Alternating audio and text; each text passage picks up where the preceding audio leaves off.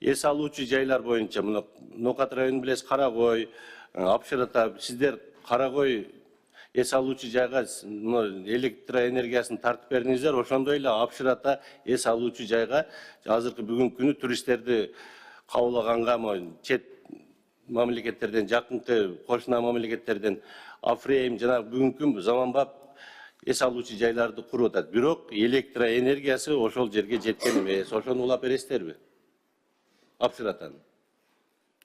Бериңиз биз. Карап берейин, ошол жерге быйылка. Биз өзүңүз билесиз, ошол жерде мындайча айтканда электроэнергия жетпей, ошол эмеде курултайда да көтөрүлгөн. Мына жакын арада өзүм барып, Кулатов подстанциясын куруп, ошол Кулатов подстанциясын курулду. Ошол жактан мына эс алуучу жайга быйылкы планыңыздарда барбы ошол электроэнергиясы жеткирүү? Бизде эс алуучу жайга ошол именно ким ошол эс алуучу жайда ким эмне куруп атса, гостиница курабы, башка нерсе курабы, ресторан, кафе курабы, ошолорго техникалык шарт бергенге биз даярбыз. Рахмат.